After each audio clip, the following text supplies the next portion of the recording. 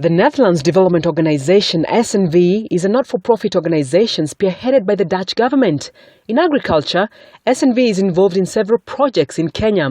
One of the programs is the Kenya Market-Led Dairy Program, KMDP, which recognizes that there are great opportunities for smallholder, medium and large-scale farmers to take up dairy farming more effectively and efficiently if their skills and knowledge of dairy husbandry are enhanced. Its focus is on smallholder dairy farmers located in Eastern, Central and the Rift Valley regions in Kenya. The Kenya Market-Led Dairy Program is implemented by SNV Kenya. It is funded by the Netherlands Embassy here in Nairobi. Its phase 1 was 4.5 years, and we are going into a phase 2 from the 1st of January 2017 up to mid-2019.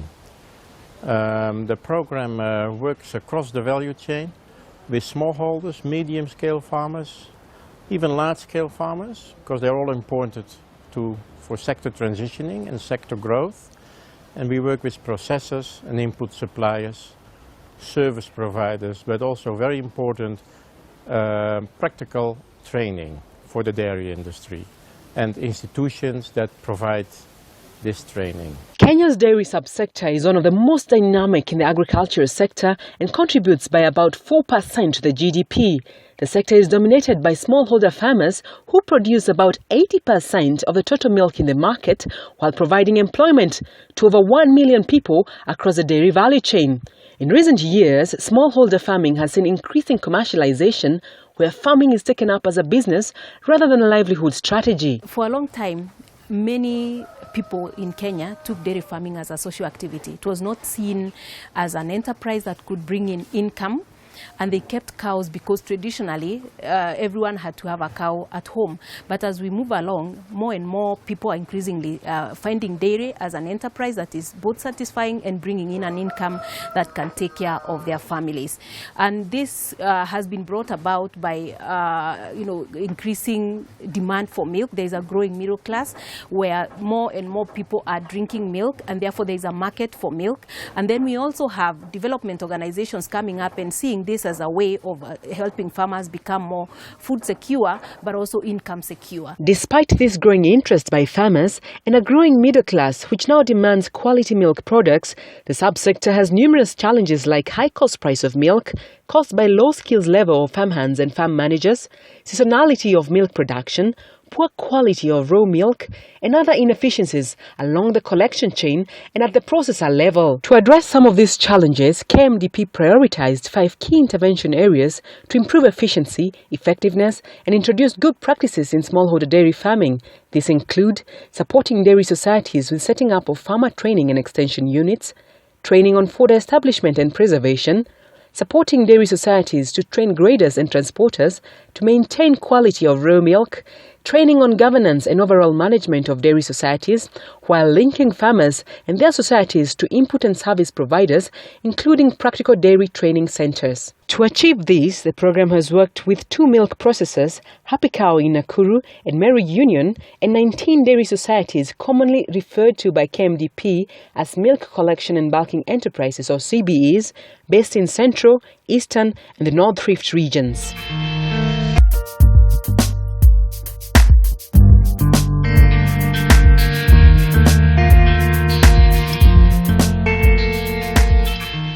Training and provision of extension services to entrepreneurial dairy farmers is critical in making their farms more profitable. KMDP's use of the lead or model farmer approach fastens adoption of good practices and peer learning amongst farmers in the dairy society. We take a small group of farmers, 10 lead farmers, we take them into serious training, and through this training the farmers have been able to improve on their farming systems. They have been able to improve on their dairy farming skills and the knowledge. This in terms of good record keeping, good calf rearing, silage making, conserving feed for the animals. Farmers visit each other in the farm. They see what you are doing. They give you advice. And through the monthly inter-visit, they are running from other farmers. This has seen farmers such as Elizabeth increase efficiency and productivity of her farm. With the exchange of the ideas from farmers from SNV, they have taught us a lot on how to do the breeding of animals. They have taught us on how to build and even use less amount of money and make good animals.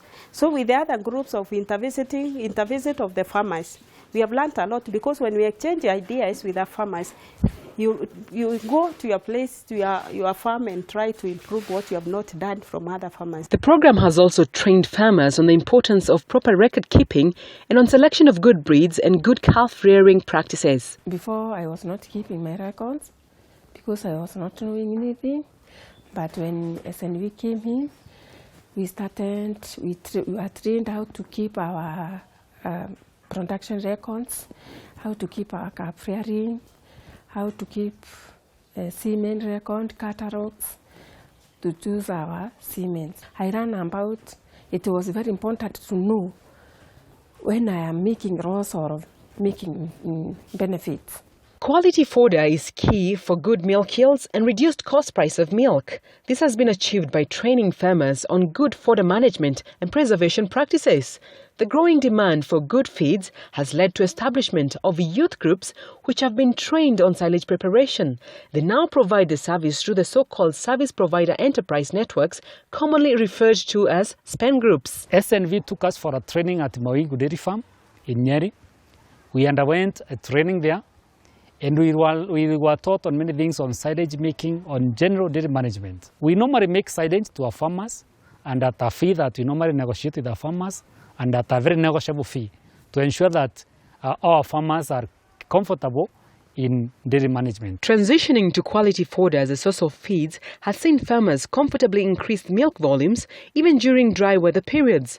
Due to the growing demand, some dairy cooperatives have ventured into commercial fodder production and sell fodder to their members at subsidized rates. Examples include Moki and Kiplombe dairy cooperatives in Nyandarua and Baraica counties respectively. Most of the extension services we were offering were on training for farmers. But as an extension department, we saw that there is a big fluctuation in the production of milk between rainy seasons and during dry seasons. So as a department, we sat down and saw how we can be able to mitigate against these fluctuations. And we saw the best way is for the society to establish its own fodder farms so that it can be harvesting the fodder, store it, so that it can be able to supply to the farmers during shortages. A key challenge in the dairy industry is poor raw milk quality caused by unhygienic milk handling and inefficient transport. This chain runs from the farm to the processing factory. The program has trained farmers on the importance of proper hygiene at the farm level to avoid the risk of infection and milk contamination. They have gone further and even trained transporters and graders on proper milk handling, which has seen processors such as Happy Cow Limited in Nakuru and Meru Central Dairy Farmers Union to improve the quality of their raw milk and increase their factory capacity. When farmer milk is not rejected, that means an additional income. That additional income motivates the farmer. Farmer feel motivated. And if the farmer feel motivated, now it takes this activity as an income generating activity. We have been able to engage farmers in the extension services, in trainings, exposure programs, and also on fodder management and the finance management in general. Currently, we are working with 5 groups of about 5,000 farmers, but this one is replicated in other farmer-based organizations who normally supply milk to us. And with this, first there was this problem of seasonality, whereby in rainy seasons the production is so high, and in dry seasons it becomes low. The training has been very intensive with the support. Actually, we have that 5 extension officers in the field. These have been assisted by SNV in terms of setup of the system and also initial trainings for those extension officers. In 2011, we are receiving 14,000 liters per day. But as we are talking now, this month of October 2016, we are receiving over 150,000 liters in a day.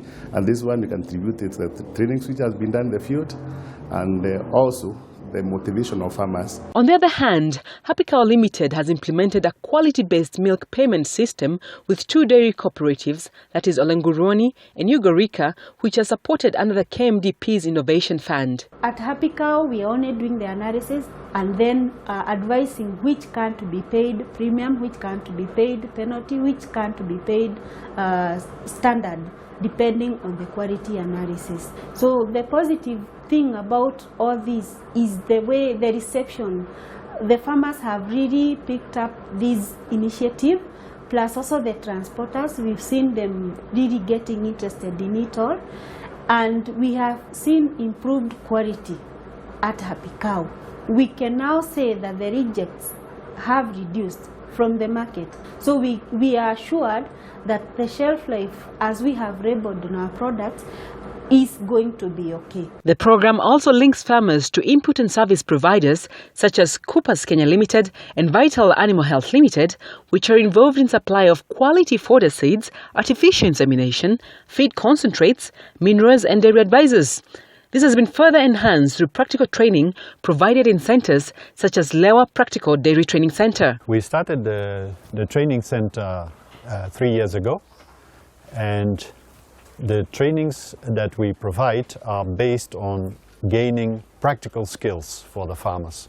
So as you have seen, there is some classroom session that of course is going on. We have to explain our subject first. For that purpose, we developed 5 different modules at the moment that we are doing in a 5-day session within a week. In total, we have 10 modules, so we could give another 5-day training depending on the requests of the farmers.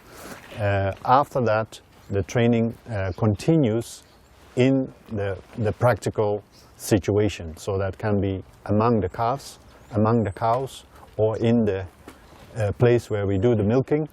But that's basically the idea of our training that we provide to smallholder farmers as well as large-scale farmers, is that they see visually what we do, how we do it, how it's being done, and so they gain good farm management practices. Advent of technology has also enabled farmers to keep up with the latest farm recording trends.